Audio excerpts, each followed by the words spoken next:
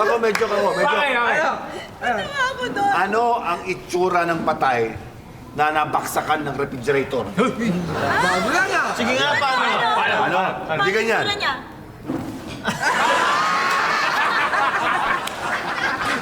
Eto na. Ano ang tsura ng patay na maraming utang? Patay. Itsura ng patay na maraming utang. Meron ba naman? Bago yan. Paano? Simula, ganito oh. Bakit? Parang di siya makita ng mga pinag-utangan niya. Alam mo, cute mo talaga. Ikaw lang talaga ang pinaka-cute dito. Ikaw lang talaga ang may future sa pagko-comedy. Promise talaga, wala talaga mga kapatid na pinagabat sa'yo. Eto, ano naman ang kaibahan ng taong tumalon sa 20th floor at saka sa 2nd floor? Bago yan, ha? Bago Ito yan. Ano? Yung taong tumalon sa 20th floor, ganito ang nangyari.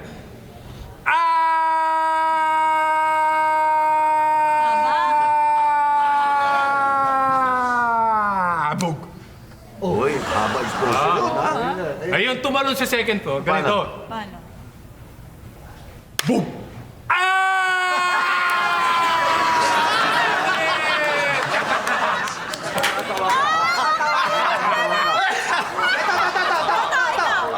Bakit ang patay? May bulak sa ilong. Ba? Oo nga, ano? Eh, bakit mo lang sila? Bakit? Eh, baka makahinga pa, mabuhay pa eh.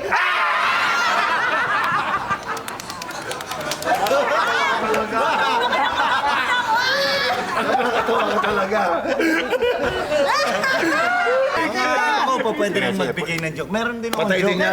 Tungkol din sa patay. Sige, Sige. Eto, bakit ang patay nilalagyan ng bulak sa ilong? Nasabi ko na yan eh. Para ano, hindi na makahinga, hindi na mabuhay.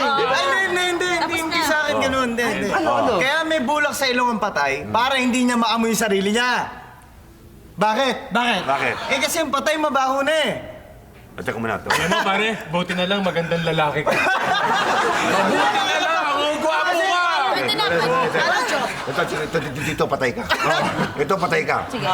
Bakit mo niyayaya si Alisa Meher mag-date? Bakit? Bakit nagseselos ka naman? Bakit? Kailangan malaman ko. Hindi joke yun! Ako naman. Mamaya ako nasagutin niya. May sisilip mo na. Meron ka ba? Bakit may nakakita sa inyo? Holding hands ka! Alam ko na, si Jen Garcia yun.